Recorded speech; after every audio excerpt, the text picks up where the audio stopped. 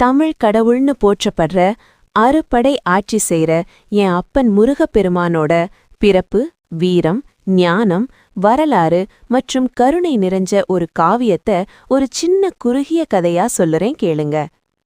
அசுர குலத்தை சேர்ந்த சூரபத்மன், சிங்கமுகன் அப்புறம் தாரகாசூரன் இவங்க 3 பேரும் தேவர்களை ரொம்ப துன்புறுத்திட்டு வந்தாங்க.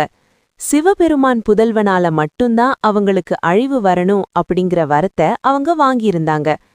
இந்த நிலையில தான் எம்பெருமான் சிவன் அவரோட நெற்றிக் கண்ணுல இருந்து 6 நெருப்பு பொறிங்களை உருவாக்குனார்.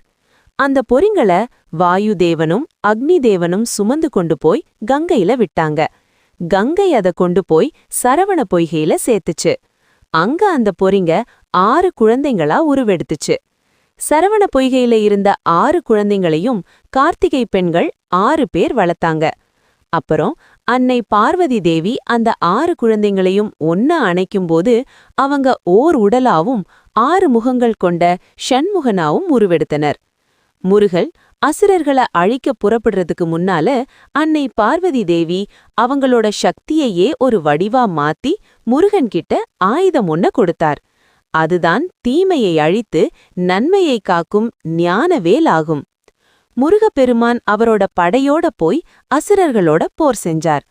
போரோட கடைசியில சூரபத்மன் மாமரமா மாறி கடலுக்கு அடியில போய் மறைஞ்சான். முருகன் அவரோட வேலால அந்த மரத்தை 2ஆ பிளந்தார்.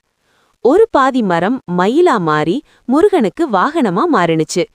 இன்னொரு பாதி சேவலா மாறி முருகனோட கொடியா மாத்தி முருகர் அவரோடையே வச்சுக்கிட்டார். இந்த நிகழ்வைதான் நாம ஆண்டுதோறும் சூரசம்ஹாரமாக விமர்சையாக கொண்டாடிட்டு வரோம். இந்த கதை உங்களுக்கு பிடிச்சிருந்தா வீடியோக்கு ஒரு லைக்க போட்டுட்டு மறக்காம சப்ஸ்கிரைப் பண்ணிடுங்க. அப்படியே உங்க யாருக்கெல்லாம் முருகனை ரொம்ப பிடிக்குமோ அவங்கெல்லாம் மறக்காம ஓம் முருகான்னு கமெண்ட் பண்ணுங்க.